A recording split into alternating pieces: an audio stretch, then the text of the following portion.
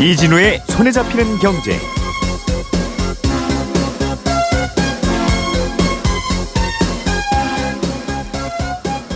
안녕하십니까, 이진우입니다. 손에 잡히는 경제가 뽑은 오늘의 숫자는 60%입니다.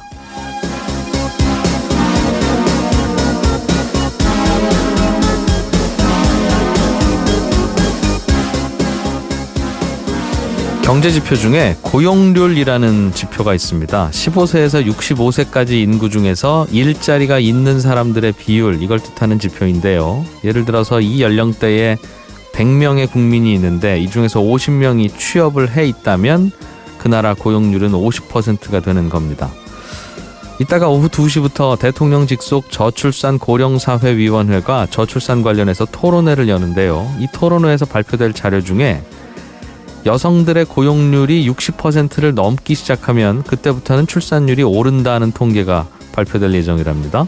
그러니까 15세부터 65세 사이 인구, 여성 인구 100명 가운데 60명 이상이 취업을 하고 일을 하고 있으면 세계 어느 국가에서나 심각한 저출산 문제는 오히려 해결되는 경향을 보인다는 겁니다. 그런데 지난해 기준으로 우리나라 여성 고용률은 약 56%입니다. OECD 평균이 59%니까 OECD 평균보다도 약간 낮고요. 특히 자녀가 어리고 자녀 수가 많을수록 여성 고용률은 더 떨어집니다. 육아하고 일을 병행하기가 우리나라는 그만큼 더 어렵다는 뜻인데요. 우리나라와는 달리 출산율이 다시 높아지고 있는 일본에서는 여성 고용률을 높이기 위해서 기업의 여성 고용률 명시를 의무화하고 있고요. 일본 정부는 여성 고용률이 높은 업체의 제품을 가급적 정부가 구매할 때는 구매하도록 그렇게 하고 있습니다. 세계적인 초저출산이 벌써 16년째 이어지고 있는 우리나라도 좀 더 적극적인 아이디어로 여성 고용률, 출산율을 좀 높일 필요가 있겠습니다.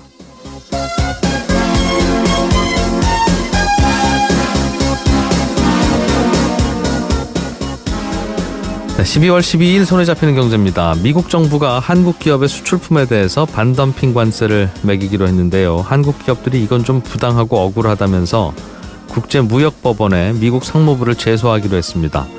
이게 소송을 하게 되면 실제로 효과가 좀 있는 건지 이 전문가와 함께 이 얘기 좀 해보겠고요.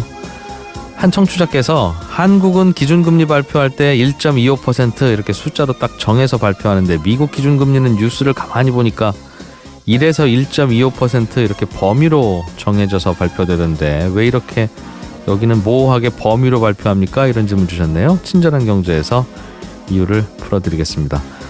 상가 권리금 갈등, 이게 법이 만들어지긴 했는데도 실제 현장에서는 여러 가지 잡음이 많은 모양입니다. 실제 현장에서 어떤 갈등이 있는지 그리고 그 갈등은 어떻게 해결하는 것인지 오늘 권리금 문제 지난주에 이어서 인터뷰하겠습니다. 광고 듣고 오겠습니다.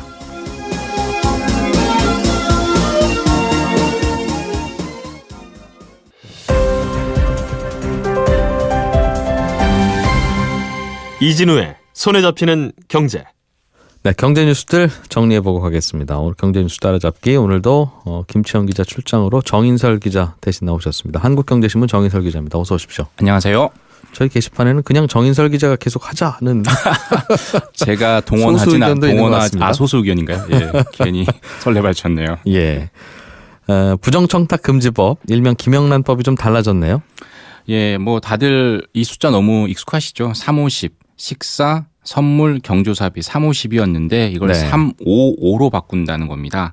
근데 다만 예외를 또 뒀어요. 항상 이게 법이 바꾸면 항상 복잡해집니다. 예. 예외도 늘어나고요. 선물을 5만 원 하는데 예. 농축산품에 한해서는 10만 원까지 허용하겠다. 그럼 35가 되는 거네요. 350이 아니라. 맞습니다. 그런데 이제 농축산품 아닌 네. 일반 가공품, 일반 선물은 5만 원까지고 하도 이제 농축수산업자들이 힘들다고 하니까 이 농축산품에 한해서만 예외를 뒀고요. 경조사비도 5만 원으로 줄이는데 네. 화훼업자들이 힘들다고 했잖아요. 그래서 예. 현금은 5만 원까지 하되 화환 같은 경우는 포함할 경우 10만 원 된다. 10만 원짜리 화환도 되고 5만 원 경조사비에 5만 원 화환도 된다. 이렇게 되는 거죠. 어제 국민권익위원회가 전원위원회를 열어서 이런 내용을 담은 김영란법, 일명 김영란법 시행령 개정안을 가결했고요. 언제부터 시행하느냐? 네. 국무회의를 통과해야 됩니다. 이게 아마도 늦어도 내년 1월 정도면 통과가 되면 설 전에는 시행하겠다는 게 현재 권익위 방침이고요. 오늘 이 가결한 내용을 가지고 국민 보고대회를 오후 2시에 연다라고 합니다. 그럼 식사 비용은 3만 원까지만 가능하다는 그 부분은 유지됐어요? 맞습니다. 그대로 현재 종전 3만 원으로 유지가 됐습니다. 물론 치열한 논란이 있고 토론이 있었으니까 뭐 더 많은 의견을 덧붙일 필요는 없겠습니다만 우리가 이 김영란법이라고 하는 걸 처음 만들 때부터 그렇죠. 이러면 사실은 우리가 좀 부끄러운 일이지만 우리나라 지하 경제에 의존하는 그런 상인들도 여전히 많고 그래서 농축수산물 만드시는 농민들도 좀 어려워질 거고 그렇죠. 또 파는 식당들도 좀 어려워질 거고 당연히 화훼 농가들 쉽지 않을 것이다. 우리가 평소에 맞습니다. 식탁에다 꽃을 꽂아놓는 문화가 아니라 결혼식이나 저 상가에만 그냥 꽃을 주고받는 그런 문화가 강해서 네. 거기에 의존하는 수요가 많은데 우리 고통스러울지도 모르는데 그래도 할까 고민하다가 그래도 하자. 사회가 깨끗한 게 더 중요해라고 해서 만든 법이잖아요. 그렇죠. 그런데 지금은 해보니까 암만 해도 고통스러운데 다시 돌아가는 거 아닙니까 이러면? 그런 반대 의견이 분명히 있었고요. 이번에 이제 권익위원회 같은 경우 설문조사를 했더니 예. 이걸 개정하는 것에 대해서 어떻게 생각하십니까? 라고 하니까 찬성 의견이 압도적으로 많지 않았어요. 찬반이 거의 비슷한 비율로 나왔거든요. 그만큼 방금 이진우 기자님께서 지적해 주신 대로 아직 투명한 사회로 가기 위해서는 우리가 좀 더 이런 진통을 겪어야 한다라고 생각하는 사람이 꽤 있었어요. 예. 실제로 이번에 전원위원회 권익위 전원위원회 같은 경우에는 내부 인원과 외부 인원이 적절히 섞여서 15명으로 구성이 돼 있어요. 지금 한 명 사무처장이 공석에서 14명이었는데 예. 이 회의 과정에서도 상당한 그 찬반 의견이 팽팽했습니다. 그런데 그동안은 이제 표결을 붙였어요. 그래서 과반수 참석의 과반수 찬성일 경우에 네. 이 전원회의에서 이 안건이 통과가 되는데 어제 같은 경우는 되게 이례적으로 표결을 하지 않았어요. 그럼 어떻게 결정한 거예요? 그냥 합의했다라고 얘기를 했고요. 그래서 몇 명이 반대했는데 물어도 답을 하지 않습니다. 우리는 합의했다라고 하고요. 뭐 거의 네. 교양 뽑는 방식인지 콘클라베인지 모르겠는데 다만 보통 우리 재판을 하면 판결이나 결정을 하면 소수 의견을 달잖아요. 네. 그래서 반대하는 사람들 분명히 있었겠죠. 그래서 반대 의견, 소수 의견이라고 안 하고 부대 의견이라는 모호한 용어를 쓰면서 이제 본질적 취지와 내용을 완화하는 시도에 반대한다. 그 법이 안정적으로 정착할 때까지는 이런 추가 완화는 바람직하지 않다. 이런 정도의 부대 의견을 다는 걸로 마무리를 한 거죠. 예. 사실은 김영란법 우리가 도입하면서 어려워질 수 있는 농축수산물 만드시는 분이나 화훼업자들을 그럼 우리는 어떻게 배려할 거냐. 그 고민을 좀 덜한 측면도 없지 않은 것 같기는 합니다. 우리가 그래서 이번에 최저임금 올리면서도 자영업자들 그럼 부담 많아지면 어떡하지라는 생각으로 좀 무리수위라는 비판이 있습니다만 자영업자들한테 인건비를 정부 재정으로 도와주기로 했잖아요. 내년에 한해서 뭐 1년에 한해서 현금 지원을 하고 네. 그 이후에는 간접 지원을 하는 방식으로 해서 그것도 문제가 되고 있죠. 그런데 이 김영란법 도입하면서 이런 고통에 대해서는 그냥 뭐 농민들이 그럼 떠안으세요. 깨끗한 사회가 중요하죠라고 또 그냥 밀어놓은 측면도 있는 것 같아서 고민거리입니다만 아무튼 깔끔하지는 않네요. 기분이. 우리 사회가 이 정도도 감당이 안 되나 싶은 생각이 들어서. 다른 방식으로 그 농축수산업에 종사하시는 분들을 지원하는 방안이 있어야 되는 것 아니냐라는 예. 얘기도 있었지만 사실 뾰족한 수가 없어요. 사실. 그래서 완화를 한 것 같습니다. 예. 내년부터 휴대폰 이용자들은 통신사 마일리지로 통신비 결제할 수 있다 이런 뉴스가 나오던데 이게 뭡니까? 이게 저 연말 되면 다 없어진다는 통신사 포인트? 이거 그거하고 다릅니다. 다른 거예요? 맞습니다. 통신사 마일리지는 지금은 마일리지하고 포인트가 달라요? 맞습니다. 스마트폰으로 넘어오면서 통신사들이 마일리지를 주지 않고 네. 우리가 보통 카드 내지는 이동통신사 멤버십 포인트라는 게 있잖아요. 예. 그래서 뭐 어디 제과점 가서 포인트 할인해주고. 할인해주고 뭐 적립하고 그러잖아요. 뭐 네. 극장 영화도 뭐 공짜로 보고 이런 게 있는데 그거는 멤버십 포인트고요. 이 피처폰 시절 스마트폰 이전에 통신사들이 이제 마일리지를 쌓아줬어요. 항공사 마일리지와 또 별도로 이건 이제 어떤 요금을 쓰는 사람에게 줬느냐 이른바 이제 종량제 네. 쓰레기 종량제처럼 통화 요금에 따라서 통화량에 따라서 이동통신 요금을 줬던 그러니까 휴대전화 요금 1,000원당 5에서 10원 정도 마일리지를 쌓아준다고 정액제 요금 쓰는 분도 아니고 맞습니다. 나는 그냥 통화 쓰는 것만큼만 요금 낼래요. 맞습니다. 그게 10,000원이든 10만 원이든. 지금도 그런 요금제를 쓰는 분들이 있죠. 근데 지금은 마일리지를 쌓아주지 안 않습니다. 쌓아주고. 스마트폰 같은 경우에는. 그럼 과거에 일단 쌓아줬던 거네요. 맞습니다. 그동안 그래서 이동통신사 마일리지는 말만 마일리지지 쓸 데가 없어요라고 불만이 많이 제기가 됐었거든요. 그래서 이제 내년부터 아마 3월로 지금 예상이 돼 있는데 예. 이걸 통신 요금을 결제할 수 있게 바꾼다라는 거죠. 2013년부터 올해 7월까지 이 피처폰 이용자들이 쌓았다가 소멸된 마일리지가 자그마치 1,655억 원이었다라고 합니다. 구형 휴대폰 쓰는 분들은 혹시 내 마일리지 있는지 확인해 봐야 될 텐데. 맞습니다. 114 전화를 해보시거나 홈페이지 들어가서 아니면 내지는 피처폰이니까 대부분 뭐 인터넷 쓰기 쉽지는 않을 텐데 모바일로도 확인이 가능합니다. 이거는 그냥 물어보지 말고 바로 마일리지가 예를 들면 5,000원 정도 마일리지가 있으면 요금에서 그냥 5,000원 그냥 깎아주면 자동으로. 그렇죠. 이동통신사에서 그렇게 해줘야 되죠. 그럼 괜찮을 텐데 다시 뭐 어디 전화해서 내 마일리지 5,000개 있지요. 그거 내 요금으로 깎아주세요라고 해야 깎아주는 거면 굉장히 번거롭고 이 사실 모르는 분이 얼마나 많겠습니까? 맞습니다. 항상 우리 뭐 휴면 예금, 휴면 보험금 절대로 먼저 찾아주지 않죠. 우리가 직접 끝까지 내 건 줄 아니까 그냥 됩니다. 알려주면 좋을 텐데 갖다 그렇습니다. 주면. 그리고 이제 이게 또 항공사 마일리지도 이제 유효 기간이 생겼잖아요. 네. 그래서 이게 2019년부터 소멸이 됩니다. 그게 10년 유효 기간이었는데 이 부분도 반드시 확인을 하셔야 되죠. 네. 소셜 커머스 업체라고 뭐 쿠팡, 티몬, 뭐 위메프 이런 업체들을 이야기하는 거죠. 맞습니다. 최초에 출발할 때는 어떤 제품 하나를 100명이 모이면 싸게 살 수 있습니다. 그래서 모여봅시다. 공동구매라고 해서 라고 소셜 시작했는데 커머스였죠. 예. 요즘에는 그냥 인터넷 쇼핑몰하고 큰 차이는 없는 것 같이 느껴지기도 거의 하고요. 차이가 없죠. 예. 그런데 이런 소셜 커머스 업체들이 최근에는 오픈 마켓으로 업종을 전환하고 있다고요? 그렇습니다. 이제 소셜 커머스는 말씀하신 대로 공동구매에서 시작을 했는데 지금은 거의 온라인 쇼핑몰, 일반 온라인 쇼핑몰과 같아졌고 오픈마켓은 뭐냐 다들 아실 거예요. 그 상품 중개만 하는 겁니다. 그러니까 이른바 뭐 이베이, 그러니까 옥션, 뭐 G마켓 이런 데들 11번가 등등 맞습니다. 이런 곳이네요. 그 대표적인 예. 세 군데고요. 이런 데들은 대부분 그 업체에서 제품을 사질 않습니다. 그러니까 상품 판매자와 구매자를 연결만 연결만 시켜줘. 하고. 그래서 난 오픈마켓 장터만 제공해 준 거요라고 해서 네. 통신 중개업자라고 하거든요. 그래서 뭐 정확히 얘기를 하면 이제 통신 판매 중개 사업자라고 하는데 네. 쿠팡이나 티몬 같은 경우는 직접 물건을 삽니다. 대부분 다 그런 건 아니지만 그래서 예. 직매입이다 이렇게 얘기를 하거든요. 예. 이 물건을 파는 사람들 소셜 커머스 업체라고 하는데 이 업체들이 오픈마켓으로 계속 전환을 하고 있는 거죠. 이유는 뭘까요? 일단은 규제가 가장 큰 이유입니다. 이제 공정위가 예전에 백화점, 마트가 너무 고율의 수수료를 받는다라고 해서 항상 지탄을 받아왔잖아요. 백화점도 본인들이 물건 사다 떼어서 파는 게 아니라 그냥 대부분 장소만 제공하고 맞습니다. 판매자와 구매자를 연결시켜주고 중간에서 수수료만 갖죠. 대부분 그렇고요. 근데 예. 요즘에 백화점도 직매입을 하는 비율이 조금씩 늘고 있긴 한데 예. 왜냐하면 그게 이익이 좀 더 높거든요. 대부분 마트는 말씀하신 대로 직접 제품을 사서 팔지만 백화점이나 이런 오픈마켓 같은 경우에는 물건을 판매자와 구매자와 연결해서 자릿세만 받는 거거든요.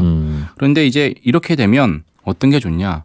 나는 유통업자가 아니에요라고 하면서 규제를 빠져나갈 수 있습니다. 뭐가요? 판매 수수료를 공개를 하게 했는데 공정위가 예. 그 대상에서 이 통신 판매 중개 사업자는 예외로 뒀어요. 오픈마켓이 신세계백화점, 롯데백화점은 얼마 들어갑니다. 받는지 공개해야 되는데 맞습니다. 오프라인이니까 당연히 공개를 G마켓, 해야 되고요. 옥션 11번가는 공개하지 않아도 된다고? 맞습니다. 쿠팡과 티몬도 이제 통신 판매 중개 사업자가 됐으니까 안 예. 해도 되게 되는 거죠. 이건 법을 잘못 만들었네요. 맞습니다. 그럼. 아마도 이걸 보면 항상 규제라는 건 현실을 빠져나가게 만들게 돼 있잖아요. 그럼 또 다른 규제가 생겨나기 때문에 그래서 쿠팡, 티몬, 위메프 같은 업체들이 우리도 그럼 그냥 오픈마켓 하고 수수료 공개 안 할랜다 이런다는 맞습니다. 겁니까? 그런 속셈이 있는데 그렇다라고 얘기는 하지 않죠. 네. 다만 이렇게 얘기를 합니다. 오픈마켓 같은 경우에는 지금 유일하게 정말 온라인 쇼핑몰 많잖아요. 그중에 돈을 버는 것은 오픈마켓밖에 없습니다. 나머지는 네. 다 적자입니다. 그런 이유도 있는 거죠. 이 수수료 공개하는 건 글쎄요. 백화점이나 뭐 예를 들면 오픈마켓이나 요즘 상거래 관행으로 따지면 크게 차이 나는 게 아니니까 맞습니다. 공개할 건 공개하고 그러니까 대신 수수료 많이 받는다고 비난하지는 말고 그 대신 비난을 받죠. 공개를 하고 나면 그 안에서 경쟁할 거 아니겠습니까? 그렇죠. 그럼 좀 더 싼 데로 가면 되고 그게 싫으면 우리는 공개는 안 하고 그러니까 문제겠어요. 예. 다른 이야기 좀 하나 해보죠. 어제부터 미국에서 비트코인 선물 거래가 시작되는데 맞습니다. 이게 선물 거래가 시작되면 이제 비트코인을 가격 하락에 베팅할 수 있는 수단이 생겨서 가격이 내릴지도 모른다는 이야기도 있었습니다만 실제로는 좀 이걸로 인해서 오르는 것 같다는 더 그런 상황입니까? 맞습니다. 어제 같은 경우에는 예상을 많이 하지 않을 거다. 그리고 가격이 현물 가격에 얼마나 영향을 미칠까 생각했는데 네. 웹도독이라고 하잖아요. 예. 선물 시장이 현물에 영향을 미칠 때 그 꼬리가 머리를 흔들었다라고 해서 웹도독이라고 하는데 그게 실제로 있었어요. 어제 같은 경우에 보면 전체적으로 비트코인 시카고 옵션 거래소에서 한 800건 정도 거래가 있었는데 현물 가격보다 상대적으로 좀 높았거든요. 네. 그래서 장중에 뭐 18,850달러까지 거래가 되기도 했었어요. 그래서 비트코인 가격이 전반적으로 좀 올랐고 현재는 약간 뭐 소폭 뭐 상승 하락 왔다 갔다 하던데요. 네. 대부분 비트코인 관련주, 이른바 블록체인 관련주도 주가도 상당히 상승했고 그래서 다우 지수가 올해 또 오늘도 어제 새벽에 끝난 다우 지수도 사상 최고치를 경신했는데 뭐 그것도 일종의 비트코인 영향도 있다. 맨하탄에 테러가 있었지만 비트코인 영향도 있었다. 이렇게 분석을 하고 있는 것 같습니다. 네. 이게 비트코인 자체도 하루에 수십 %씩 오르내리니까 이것만 해도 참 변동성이 큰데 선물은 그거의 10배 이상 변동성을 가질 수 있잖아요. 그렇죠.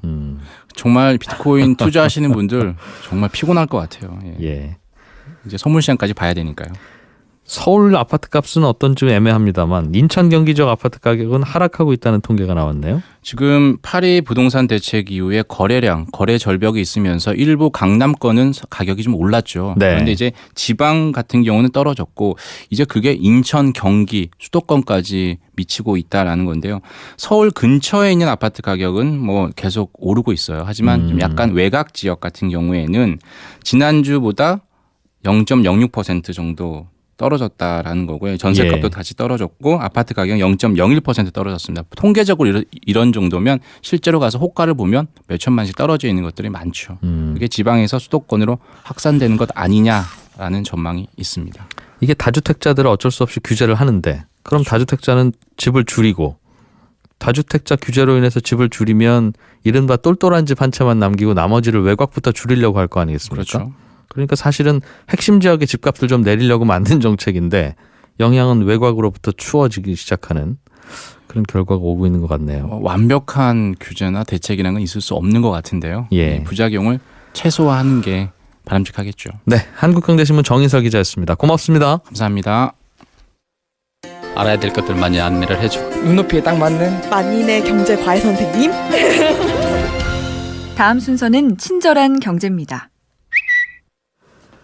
네, 오늘은 청취자 중에 송기철 씨가 미국이 금리를 올렸다는 뉴스를 들었는데 최근에 궁금하신 게 우리나라 기준금리는 뭐 1.5%면 1.5, 1.75면 1.75 이렇게 숫자 하나로 발표하는데 미국의 기준금리는 1.25에서 1.5 사이 그랬다가 또 올리고 나면 1.5에서 1.75 사이 이렇게 애매하게 범위로 발표를 하더라. 왜 숫자 하나로 딱 떨어지게 미국은 발표를 안 하는 거냐 이제 이런 질문을 보내주셨어요. 왜 딱 정해진 숫자로 금리를 정하지 않고 범위로 하냐면 그냥 그렇게 하고 있는 겁니다. 특별한 이유가 있는 건 아니고요. 지금이라도 미국이 마음을 바꿔서 우리 기준금리는 1.5예요. 이렇게 우리나라처럼 숫자 하나로 발표해도 뭐 큰 문제는 없습니다. 미국에서도 그런 고민을 좀 하고 있고요. 미국도 몇 년 전에는 미국의 기준금리는 2.5입니다. 이렇게 숫자 하나로만 딱 정해서 발표를 했었습니다. 그런데 이게 평소에는 숫자 하나로 정해서 발표해도 되는데 기준금리가 제로금리 근처로 떨어지면 이게 숫자 하나로 정해서 발표하면 부작용이 생깁니다. 얼마 전까지 미국이 기준금리가 제로금리였잖아요. 그런데 진짜 제로, 0으로 금리를 낮춰버리면 남는 돈을 거래하는 단기자금 시장이 아예 망가져버립니다. 왜냐하면 시장금리가 0.1%라도 되면 에휴 그 금리라도 받아야지 뭐 놀면 뭐하냐 이런 생각으로 남는 돈을 갖고 오는 사람이 있고 또 그 돈 빌려가려는 사람이 있어서 자금 시장이 거래가 되는데 진짜로 금리가 0으로 떨어지면 그날부터는 아무도 시장에 돈을 빌려주러 돈을 가져오지 않습니다. 괜히 무겁기만 하니까요. 그러니까 예를 들어 1조 원을 하루 빌려주면 단돈 10만 원이나 단돈 만 원이라도 이자가 생기면 그래도 돈 빌려주겠다는 사람이 생기지만 이자가 한 푼도 없으면 그때는 아무도 돈을 빌려주러 단기자금 시장에 안 올 거 아니겠습니까? 그러면 아무도 안 올 게 뻔하니까 빌리러 오는 사람도 없고요. 그래서 시장이 아예 망가져 버립니다. 그래서 제로금리로 낮출 때 사실은 발표는 0, 제로라고 했지만 실제로는 0이 아니라 0보다 약간 높게 마치 자기부상 열차가 철로에서 살짝 떠서 움직이듯이 미국 기준금리도 정말 0은 아니고 0에서 0.25 사이에서 살짝 떠서 움직이도록 그렇게 해놨었고요. 그때부터 미국의 기준금리를 발표할 때는 이제 숫자 하나가 아니라 0에서 0.25 그랬다가 올리고 나면 0.25에서 0.5 이렇게 범위로 발표를 했던 겁니다. 근데 지금은 미국 금리도 제로 금리가 아니기 때문에 이제는 예전처럼 돌아가서 그냥 딱 떨어지는 숫자 하나로 발표를 해도 되는데 또 이게 얼마 전까지는 범위로 발표했다가 숫자 하나로 발표하면 시장에 혼란을 줄까? 또는 예측 못한 일이 또 생길까? 또 이런 걱정 때문에 그냥 계속 범위로 발표하는 겁니다. 마치 이제 아이들이 자전거 배울 때 보조바퀴 달아놓고 배우다가 제법 혼자 잘 타는 것 같아도 당분간은 보조바퀴 안 뜨잖아요. 미국의 기준금리 발표도 지금 비슷한 상황입니다. 그럼 기준금리를 올리거나 내릴 때는 0.25%포인트씩 올리거나 내리느냐 이것도 법이냐 하면 이것도 그냥 관행이고요. 꼭 그래야 되는 건 아닙니다. 뭐 0.1만 올리거나 0.05만 내려도 경찰이 잡아가지는 않습니다. 다만 0.25%씩 조정하는 게 관행화되어 있고 시장에서도 제일 자연스럽게 받아들여지기 때문에 특별히 그걸 바꿀 이유를 아직은 못 찾아서 그렇죠. 친절한 경제였습니다.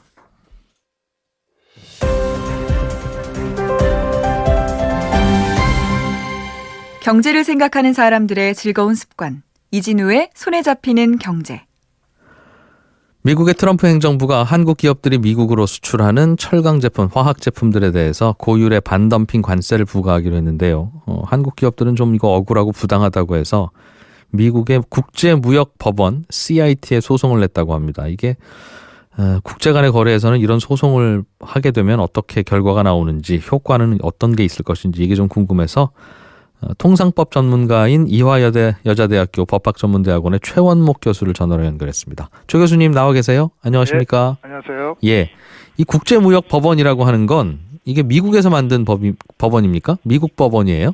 네, 그렇습니다. 미국 헌법상에 의회가 대법원은 이미 헌법기관이고 의회가 하급 법원으로 특수한 법원들을 좀 설치할 수 있는 권한이 있습니다. 그래서 그렇군요. 뭐 관세나 반덤핑이나 상계 관세 이런 분야의 특수한 법원을 의회가 이제 설치한 겁니다. 그래서 국내 법원입니다. 그러면 우리 입장에서 보면 미국 정부가 덤핑 판정을 내려서 우리가 억울하다고 하는 건데 그걸 미국 법원에 소송을 내면 그거 결국 같이 다 미국인들이 자기들 이해관계 반영하는 거 아닌가 판결에 이런 의심은 드는데 괜찮아요?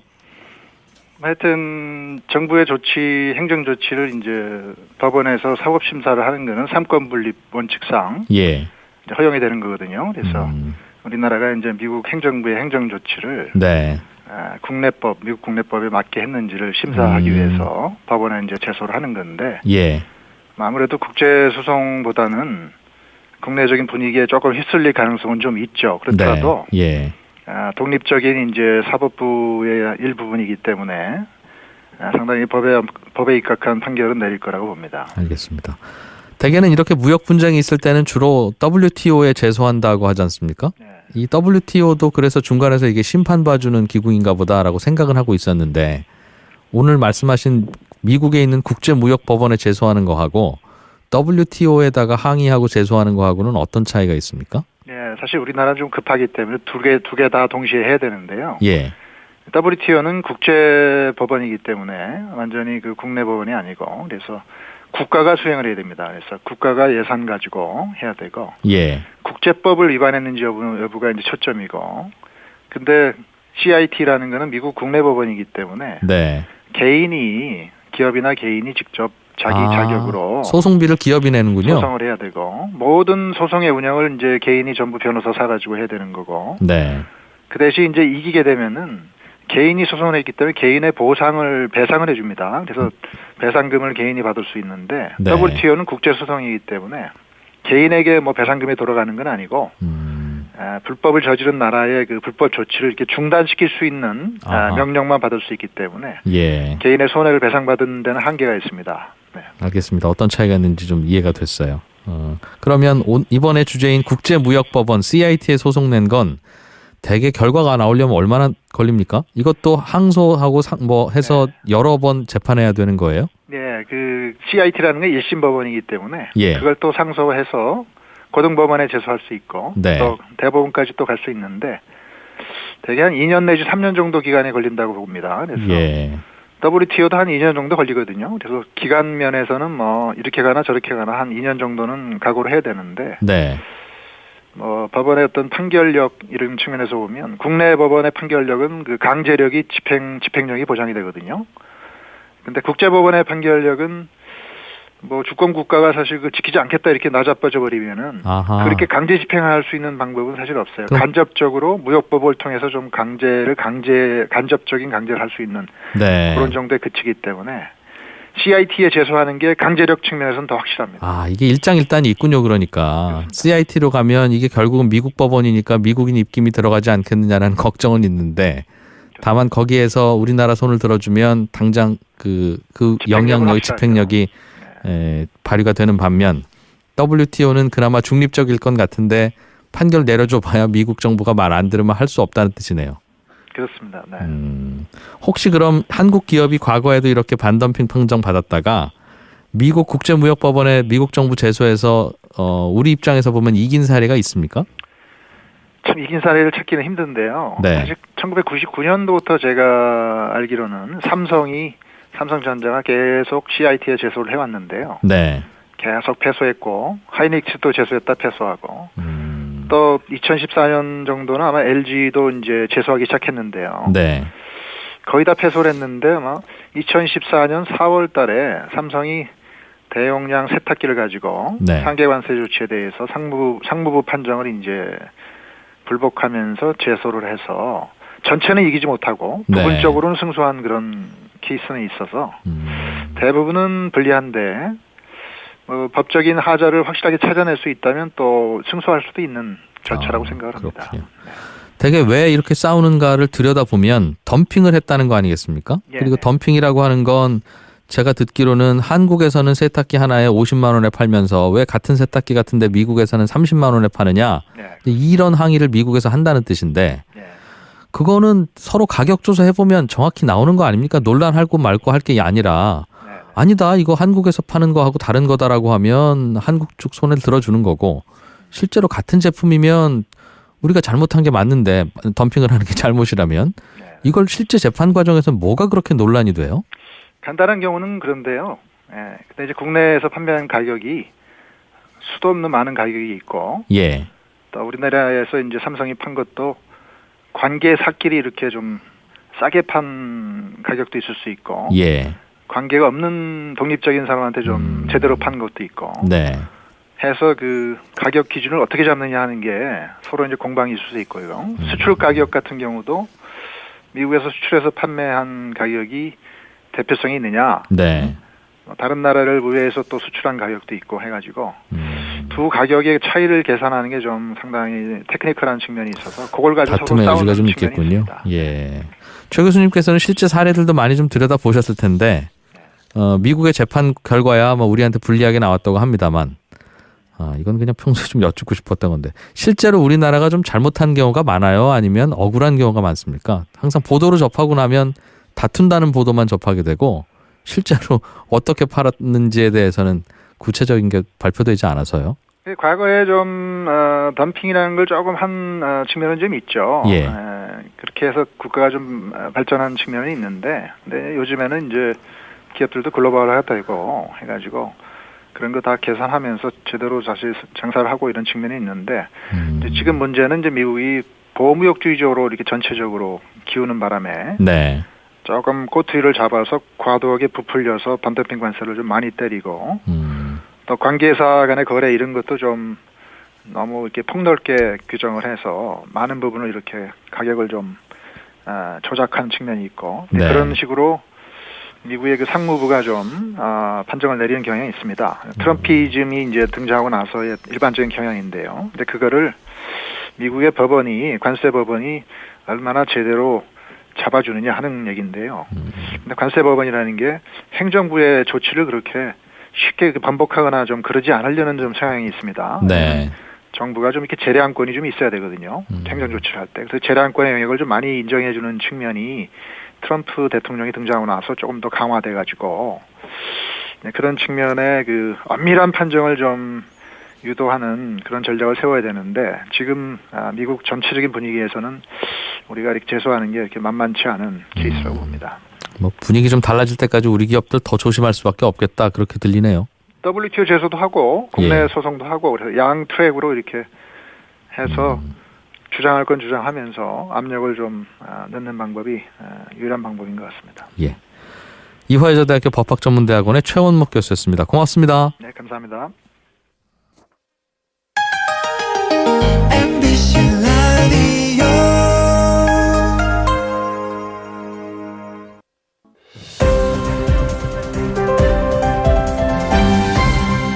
이진우의 손에 잡히는 경제. 저희가 지난주 이 시간에 상가 권리금을 보호하는 법률 관련 공부를 했었는데요. 이게 워낙 복잡하고 헷갈려서요. 실제로 현장에서는 뭐가 잘 안 되고 있는지 좀 더 배워보려고 최광석 부동산 전문 변호사를 지난 시간에 이어서 한 번 더 인터뷰를 청했습니다. 안녕하십니까? 네, 안녕하세요. 예, 이게 임대차 계약이 그러니까 이 권리금 보호법이라고 하는 게 제가 듣기로는 마무리되는 시점 무렵에 이제 이 가게에서 이 자리에서 장사할 또 다른 사람을 세입자가 찾아와서 이제 손 붙잡고 가게 주인한테 가서요, 뭐 건물주한테 가서 이제부터는 이 사람이랑 월세 계약을 맺으세요. 저는 여기서 장사는 그만하고 지금 이 사람한테 권리금을 받아서 나가려고 합니다라고 할 때 그 상가 주인, 가게 주인이 특별한 문제가 없으면 그 요구를 받아들여야 된다. 권리금을 서로 주고받기 편하게 방해하면 안 된다. 그런 개념으로 알고 있어요.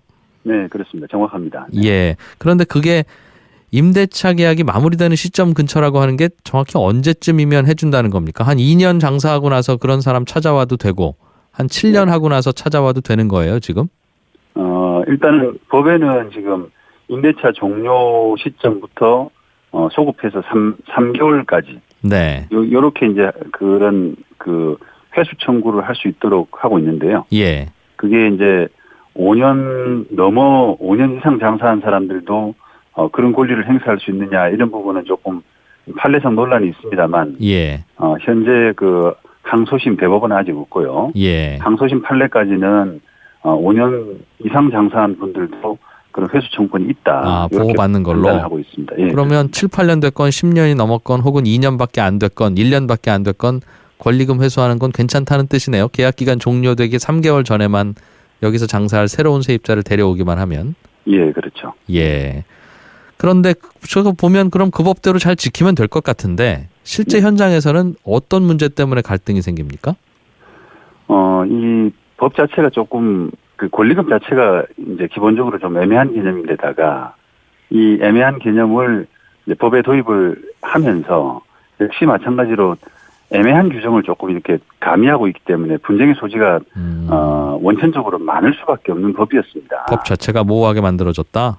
예. 예를 들어서 이제 그 임차인이 주선한 이런 새로운 임차인을 주인이 받아줘야 되는데 네. 그 방해하지 말고 예. 어떤 정당한 이유가 있으면 그 받아주지 않아도 된다라고 해서 뭐 정당한 이유를 추상적인 개념을 좀 도입하거나 예. 아니면 법에서 지금 그 현저히 그 고액의 차임을 요구함으로써 이렇게 방해해서는 안 된다라고 하는데 얼마가 과연 현재의 높은 금액이냐 이런 부분도 해석의 여지가 많을 수밖에 없는 실제로는. 네. 그럼 예를 들면 저 1층에서 식당을 하다가 네. 식당을 접고 난 권리금 받고 나가려고 하는데 그 다음에 가져올 사람은 예를 들면 삼겹살 하는 분이다. 네. 그러면 건물주가 안 받아줄 수도 있어요? 나는 삼겹살은 왠지 싫어 이러면서?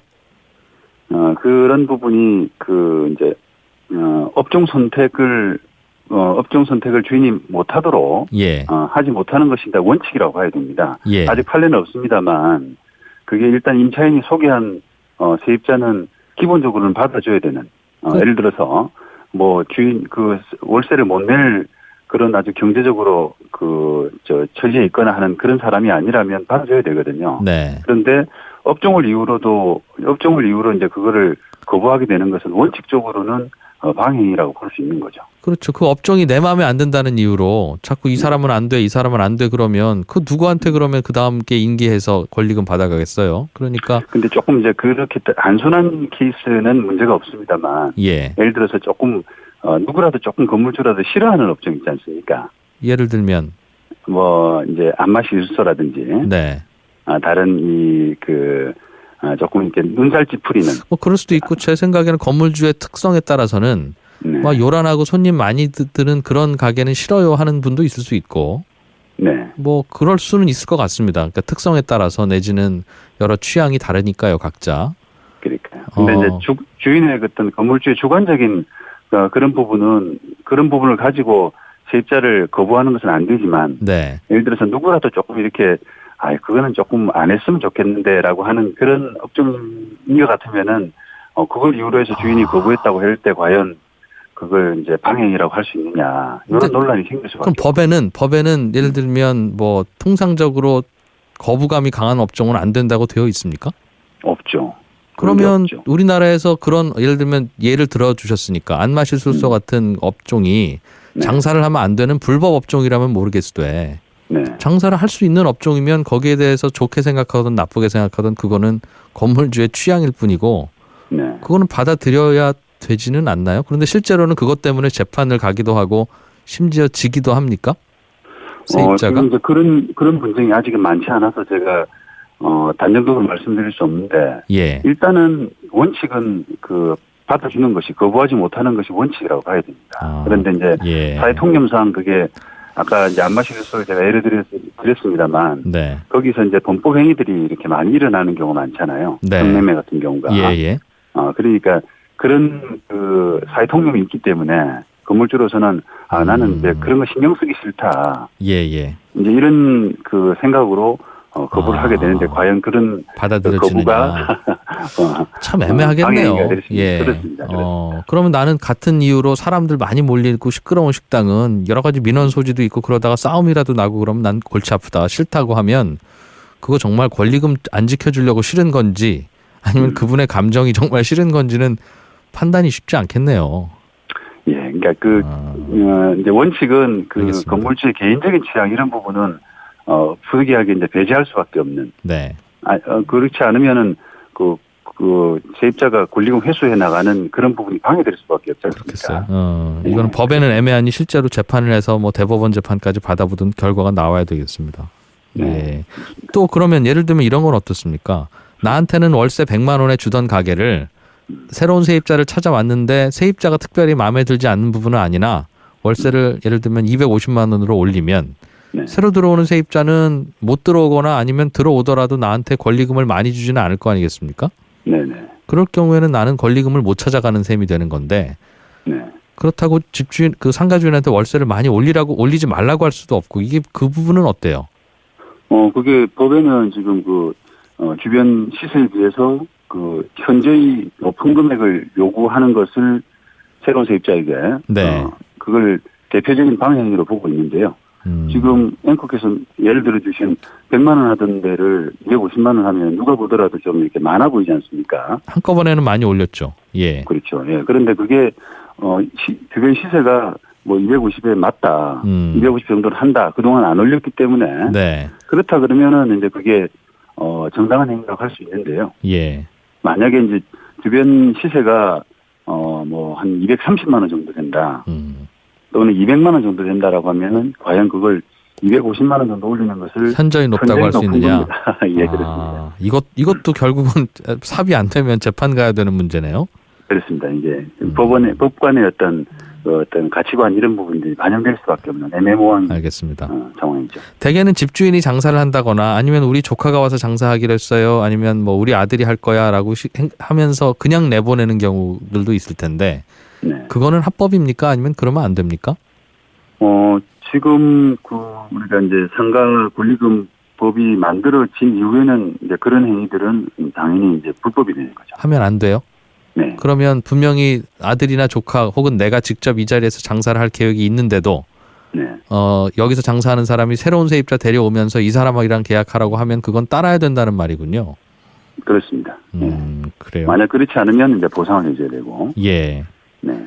그런데 어디 법에 보니까 그럴 경우에 집주인이 가게 주인이 1년 6개월 동안 그 가게를 그냥 비워놓기만 하면 1년 6개월 지난 다음에는 본인이 하든 아들이 하든 할 수 있다. 그리고 앞선 세입자한테는 그냥 권리금 안 챙겨주고 내보낼 수도 있다는 규정이 있다던데 그건 사실이에요? 예, 그렇습니다. 이게 이제 그 건물주가 새로운 세입자를 받아주지 않을 수 있는 몇 가지 예외 사유를 법에서 규정하고 있는데, 네. 그 대표적인 경우 중 하나가 그 건물을 그 영리 목적으로 사용하지 않는 1년 6개월간 그런 경우라면 세입자를 이제 받아주지 않아도 되는 그렇게 규정을 하고 있습니다. 그러면 일단은 그냥 내보내고 나면 1년 6개월은 그 자리를 그냥 텅 비워놔야 되고 그 텅 비워놓는 기간이 1년 6개월이 넘으면 집주인은 면책입니까? 그렇습니다. 그렇습니다. 그러니까 집주인이 그 자리에서 굳이 장사를 하고 싶을 경우도 있으니 만들어 놓은 법이에요? 그렇습니다. 네. 그렇군요. 알겠습니다. 한 가지 저희 문자로 6372번 청취자께서 임대계약서 쓸 때 나는 권리금 안 받아 나가겠습니다라고 도장을 어쩔 수 없이 찍었답니다. 그거 아니면 가게 안 줄 것 같아서. 네. 그런데 그러면 진짜 못 받는 겁니까? 아니면 계약서와 달리 법에서 보장한 권리금은 또 받을 수 있는 겁니까? 이런 질문 주셨네요. 그 법에는 그 권리금 이제 상가 임대차 보법인데요. 상가 건물 임대차 보법에는 이 법의 내용보다도 세입자에게 불리한 부분은 무효로 한다라고 하는 그 부분이 있습니다. 그래서 지금 아까 세입자가 들어오시면서 이제 그런 약속을 했다고 하더라도 그 법보다도 그 세입자한테 좀 불리한 부분 아니겠습니까? 계약서에 그런 건 넣지 말아야 되겠군요. 예, 그래서 너도 의미 없으니까. 네네. 예, 최광석 변호사였습니다. 오늘 도움 말씀 고맙습니다. 예, 감사합니다. 네, 잘 들었습니다. 예, 아시다시피 오늘 날씨 굉장히 춥습니다. 아직 혹시 외출 전인 분들은 겉옷 단단히 입으시고 목도리 장갑 챙기시기 바라겠습니다. 내일 11시 10분에 뵙죠. 이진우였습니다.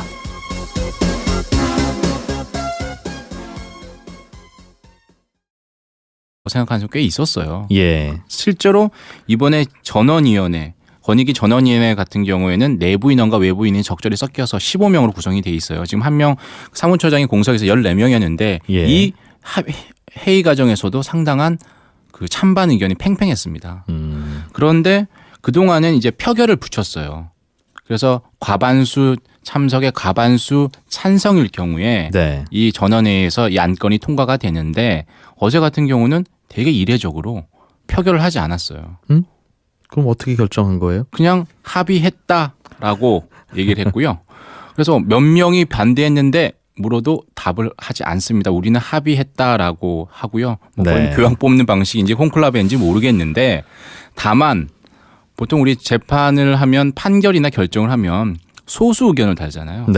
그래서 반대하는 사람들 분명히 있었겠죠. 그래서 반대 의견, 소수 의견이라고 안 하고 부대 의견이라는 모호한 용어를 쓰면서 이제 본질적 취지와 내용을 완화하는 시도에 반대한다. 그 법이 안정적으로 정착할 때까지는 이런 추가 완화는 바람직하지 않다. 이런 정도의 부대 의견을 다는 걸로 마무리를 한 거죠. 예. 사실은 김영란법 우리가 도입하면서 어려워질 수 있는 농축수산물 만드시는 분이나 화훼업자들을 그럼 우리는 어떻게 배려할 거냐. 그 고민을 좀 덜한 측면도 없지 않은 것 같기는 합니다. 우리가 이번에 최저임금 올리면서도 자영업자들 그럼 부담 많이 하지면 어떡하지라는 생각으로 좀 무리수의라는 비판이 있습니다만 자영업자들한테 인건비를 정부 재정으로 도와주기로 했잖아요. 내년에 한해서 1년에 한해서 현금 지원을 하고 그 이후에는 간접 지원을 하는 방식으로 해서 그것도 문제가 되고 있죠. 그런데 이 김영란법 도입하면서 이런 고통에 대해서는 그냥 농민들이 그럼 떠안으세요. 깨끗한 사회가 중요하죠. 라고 또 그냥 밀어놓은 측면도 있는 것 같아서 고민거리입니다만 아무튼 깔끔하지는 않네요. 기분이. 우리 사회가 이 정도도 감당이 안 되나 싶은 생각이 들어서. 다른 방식으로 그 농축수산업에 종사하시는 분들을 지원하는 방안이 있어야 되는 것 아니냐라는 얘기도 있었지만 사실 뾰족한 수가 없어요. 사실. 그래서 완화를 한 것 같습니다. 예. 내년부터 휴대폰 이용자들은 통신사 마일리지로 통신비 결제할 수 있다 이런 뉴스가 나오던데 이게 뭡니까? 이게 연말 되면 다 없어진다는 통신사 포인트? 이거하고 다릅니다. 다른 거예요? 맞습니다. 통신사 마일리지는 마일리지하고 포인트가 달라요? 맞습니다. 스마트폰으로 넘어오면서 통신사들이 마일리지를 주지 않고 우리가 보통 카드 내지는 이동통신사 멤버십 포인트라는 게 있잖아요. 예. 그래서 뭐 어디 제과점 가서 포인트 할인해주고 뭐 적립하고 그러잖아요. 뭐 네. 극장 영화도 뭐 공짜로 보고 이런 게 있는데 그거는 멤버십 포인트고요. 이 피처폰 시절 스마트폰 이전에 통신사들이 이제 마일리지를 쌓아줬어요. 항공사 마일리지와 또 별도로 이건 이제 어떤 요금을 쓰는 사람에게 줬느냐, 이른바 이제 종량제, 네. 쓰레기 종량제처럼 통화 요금에 따라서 통화량에 따라서 이동통신 요금을 줬던. 그러니까 휴대전화 요금 1,000원당 5에서 10원 정도 마일리지를 쌓아준다고 합니다. 정액제 요금 쓰는 분도 아니고 맞습니다. 나는 지금은 그냥 통화 쓰는 것만큼만 요금 낼래요. 맞습니다. 그게 10,000원이든 10만 원이든. 지금도 그런 요금제를 쓰는 분들이 있죠. 그런데 지금은 마일리지를 쌓아주지 안 않습니다. 쌓아주고. 스마트폰 같은 경우에는. 그럼 과거에 일단 쌓아줬던 거네요. 맞습니다. 그동안 그래서 이동통신사 마일리지는 말만 마일리지지 쓸 데가 없어요라고 불만이 많이 제기가 됐었거든요.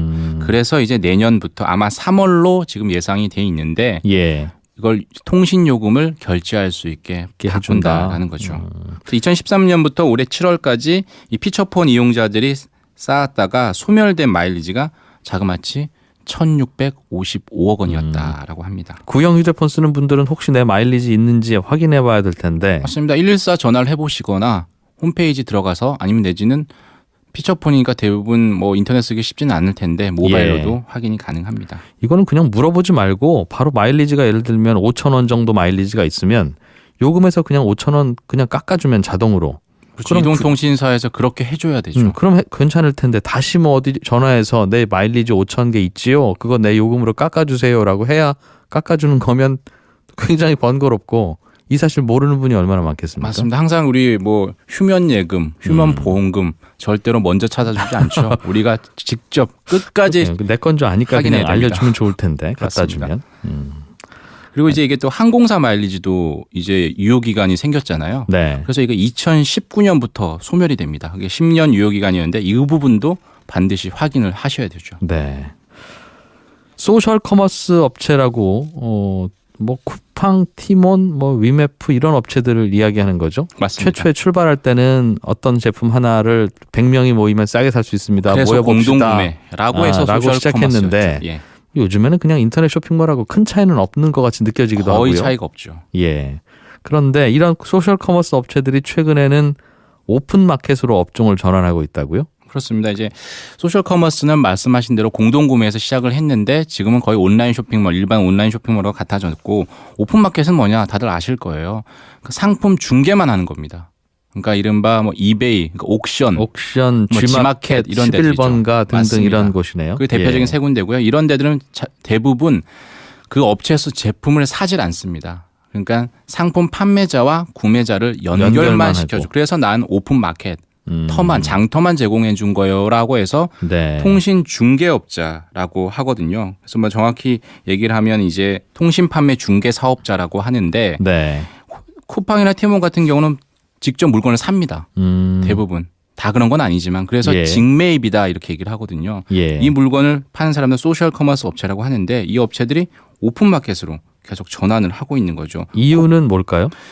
일단은 규제가 가장 큰 이유입니다. 이제 공정위가 예전에 백화점, 마트가 너무 고율의 수수료를 받는다라고 해서 항상 지탄을 받아왔잖아요. 백화점도 본인들이 물건 사다 떼어서 파는 게 아니라 그냥 장소만 제공하고 맞습니다. 판매자와 구매자를 연결시켜주고 중간에서 수수료만 갖죠. 대부분 그렇고요. 근데 예. 요즘에 백화점도 직매입을 하는 비율이 조금씩 늘고 있긴 한데 예. 왜냐하면 그게 이익이 좀 더 높거든요. 대부분 마트는 말씀하신 대로 직접 제품을 사서 팔지만 백화점이나 이런 오픈마켓 같은 경우에는 물건을 판매자와 구매자와 연결해서 자릿세만 받는 거거든요. 그런데 이제 이렇게 되면 어떤 게 좋냐. 나는 유통업자가 아니에요라고 하면서 규제를 빠져나갈 수 있습니다. 뭐가요? 판매 수수료를 공개를 하게 했는데 공정위가 예. 그 대상에서 이 통신 판매 중개 사업자는 예외로 뒀어요. 오픈마켓이 신세계백화점, 롯데백화점은 얼마 들어갑니다. 받는지 공개해야 되는데. 맞습니다. 오프라인이니까 당연히 공개해야 G마켓 되고요. 옥션 11번가는 공개하지 않아도 된다고? 맞습니다. 쿠팡과 티몬도 이제 통신 판매 중개 사업자가 됐으니까 안 예. 해도 되게 되는 거죠. 이건 법을 잘못 만들었네요. 맞습니다. 그럼. 아마도 이걸 보면 항상 규제라는 건 현실을 빠져나가게 만들게 돼 있잖아요. 그럼 또 다른 규제가 생겨나기 때문에 그래서 그래서 쿠팡, 티몬, 위메프 같은 업체들이 우리도 그럼 그냥 오픈마켓 하고 수수료 공개 안 할랜다 이런다는 맞습니다. 겁니까? 그런 속셈이 있는데 그렇다라고 얘기는 하지 않죠. 네. 다만 이렇게 얘기를 합니다. 오픈마켓 같은 경우에는 지금 유일하게 정말 온라인 쇼핑몰 많잖아요. 그중에 돈을 버는 것은 오픈마켓밖에 없습니다. 나머지는 네. 다 적자입니다.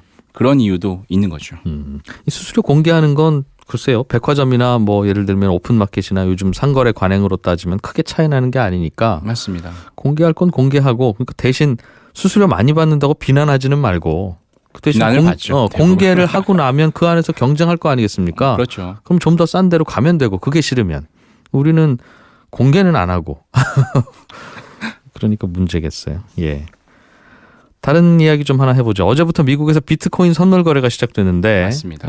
이게 선물 거래가 시작되면 이제 비트코인을 가격 하락에 베팅할 수 있는 수단이 생겨서 가격이 내릴지도 모른다는 이야기도 있었습니다만 실제로는 좀 이걸로 인해서 오르는 것 같다는 더 그런 상황입니까? 맞습니다. 어제 같은 경우에는 예상을 많이 하지 않을 거다. 그리고 가격이 현물 가격에 얼마나 영향을 미칠까 생각했는데 네. 웹도독이라고 하잖아요. 예. 선물 시장이 현물에 영향을 미칠 때 그 꼬리가 머리를 흔들었다라고 해서 웹도독이라고 하는데 그게 실제로 있었어요.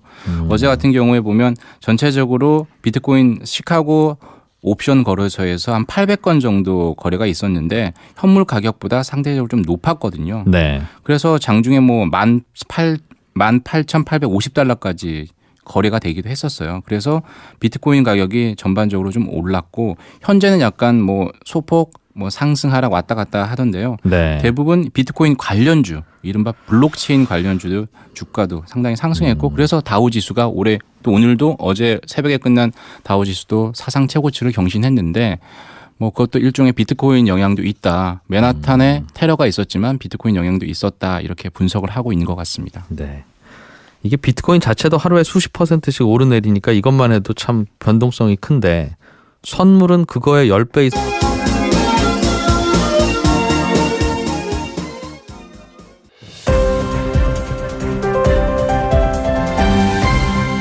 이진우의 손에 잡히는 경제. 네, 경제 뉴스들 정리해보고 가겠습니다. 오늘 경제 뉴스 따라잡기 오늘도 김치영 기자 출장으로 정인설 기자 대신 나오셨습니다. 한국경제신문 정인설 기자입니다. 어서 오십시오. 안녕하세요. 저희 게시판에는 그냥 정인설 기자가 계속 하자는 제가 소수 의견도 있는 것 같습니다. 소수 의견인가요? 예, 괜히 설레발쳤네요. 예. 부정청탁 금지법 일명 김영란법이 좀 달라졌네요. 예, 뭐 다들 이 숫자 너무 익숙하시죠? 350 식사 선물 경조사비 350이었는데 이걸 네. 355로 바꾼다는 겁니다. 근데 다만 예외를 또 뒀어요. 항상 이게 법이 바꾸면 항상 복잡해집니다. 예. 예외도 늘어나고요. 선물을 5만 원 하는데 예. 농축산품에 한해서는 10만 원까지 허용하겠다. 그럼 35가 되는 거네요. 350이 아니라. 맞습니다. 그런데 이제 농축산품 아닌 네. 일반 가공품, 뭐 일반 선물은 5만 원까지고 하도 이제 농축수산업자들이 힘들다고 하니까 이 농축산품 안에서만 예외를 뒀고요. 경조사비도 5만 원으로 줄이는데 네. 화훼업자들이 힘들다고 했잖아요. 그래서 예. 현금은 5만 원까지 하되 화환 같은 경우는 포함할 경우 10만 원 된다. 10만 원짜리 화환도 되고 5만 원 경조사비에 5만 원 화환도 된다. 이렇게 되는 거죠. 이게 어제 국민권익위원회가 전원위원회를 열어서 이런 내용을 담은 김영란법, 일명 김영란법 시행령 개정안을 가결했고요. 언제부터 시행하느냐? 네. 국무회의를 통과해야 됩니다. 이게 아마도 늦어도 내년 1월 정도면 통과가 되면 설 전에는 시행하겠다는 게 현재 권익위 방침이고요. 오늘 이 가결한 내용을 가지고 국민 보고대회를 오후 2시에 연다라고 합니다. 그럼 식사 비용은 3만 원까지만 가능하다는 그 부분은 유지됐어요? 맞습니다. 그대로 현재 종전 3만 원으로 유지가 됐습니다. 물론 치열한 논란이 있고 토론이 있었으니까 뭐 더 많은 의견을 덧붙일 필요는 없겠습니다만 우리가 이 김영란법이라고 하는 걸 처음 만들 때부터 그렇죠. 이러면 사실은 우리가 좀 부끄러운 일이지만 우리나라 지하 경제에 의존하는 그런 상인들도 여전히 많고 그래서 농축수산물 만드시는 농민들도 좀 어려워질 거고 그렇죠. 또 파는 식당들도 좀 어려워질 거고 당연히 화훼 농가들 쉽지 않을 것이다. 우리가 평소에 맞습니다. 식탁에다 꽃을 꽂아놓는 문화가 아니라 결혼식이나 상가에만 그냥 꽃을 주고받는 그런 맞습니다. 문화가 강해서 네. 거기에 의존하는 수요가 많은데 우리 고통스러울지도 모르는데 그래도 할까 고민하다가 그래도 하자. 사회가 깨끗한 게 더 중요해라고 해서 만든 법이잖아요. 그렇죠. 그런데 지금은 해보니까 암만 해도 고통스러운데 다시 돌아가는 거 아닙니까 이러면? 그런 반대 의견이 분명히 있었고요. 이번에 이제 권익위원회 같은 경우 설문조사를 했더니 예. 이걸 개정하는 것에 대해서 어떻게 생각하십니까? 라고 하니까 찬성 의견이 압도적으로 많지 않았어요. 찬반이 거의 비슷한 비율로 나왔거든요. 그만큼 방금 이진우 기자님께서 지적해 주신 대로 아직 투명한 사회로 가기 위해서는 우리가 좀 더 이런 진통을 겪어야 한다라고.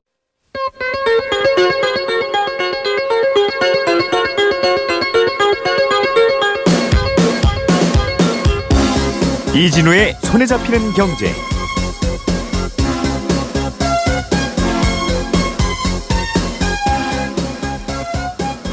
안녕하십니까, 이진우입니다. 손에 잡히는 경제가 뽑은 오늘의 숫자는 60%입니다.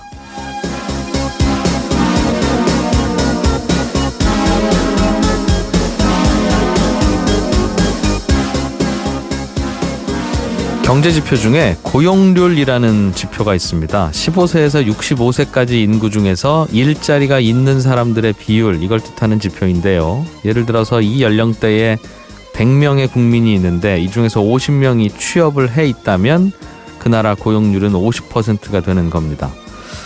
이따가 오후 2시부터 대통령 직속 저출산 고령사회위원회가 저출산 관련해서 토론회를 여는데요. 이 토론회에서 발표될 자료 중에 여성들의 고용률이 60%를 넘기 시작하면 그때부터는 출산율이 오른다는 통계가 발표될 예정이랍니다. 그러니까 15세부터 65세 사이 인구, 여성 인구 100명 가운데 60명 이상이 취업을 하고 일을 하고 있으면 세계 어느 국가에서나 심각한 저출산 문제는 오히려 해결되는 경향을 보인다는 겁니다. 그런데 지난해 기준으로 우리나라 여성 고용률은 약 56%입니다. OECD 평균이 59%니까 OECD 평균보다도 약간 낮고요. 특히 자녀가 어리고 자녀 수가 많을수록 여성 고용률은 더 떨어집니다. 육아하고 일을 병행하기가 우리나라는 그만큼 더 어렵다는 뜻인데요. 우리나라와는 달리 출산율이 다시 높아지고 있는 일본에서는 여성 고용률을 높이기 위해서 기업의 여성 고용률 명시를 의무화하고 있고요. 일본 정부는 여성 고용률이 높은 업체의 제품을 가급적 정부가 구매할 때는 구매하도록 그렇게 하고 있습니다. 세계적인 초저출산이 벌써 16년째 이어지고 있는 우리나라도 좀 더 적극적인 아이디어로 여성 고용률, 출산율을 좀 높일 필요가 있겠습니다.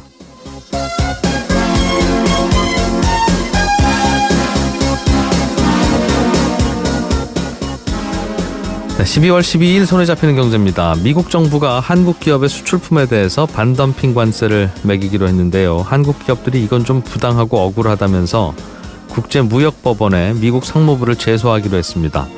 이게 소송을 하게 되면 실제로 효과가 좀 있는 건지 이 전문가와 함께 이 얘기 좀 해보겠고요. 한 청취자께서 한국은 기준금리 발표할 때 1.25% 이렇게 숫자로 딱 정해서 발표하는데 미국 기준금리는 뉴스를 가만히 보니까 1에서 1.25% 이렇게 범위로 정해져서 발표되던데 왜 이렇게 여기는 모호하게 범위로 발표합니까? 이런 질문 주셨네요. 친절한 경제에서 이유를 풀어드리겠습니다. 상가 권리금 갈등, 이게 법이 만들어지긴 했는데도 실제 현장에서는 여러 가지 잡음이 많은 모양입니다. 실제 현장에서 어떤 갈등이 있는지 그리고 그 갈등은 어떻게 해결하는 것인지 오늘 권리금 문제 지난주에 이어서 인터뷰하겠습니다. 광고 듣고 오겠습니다.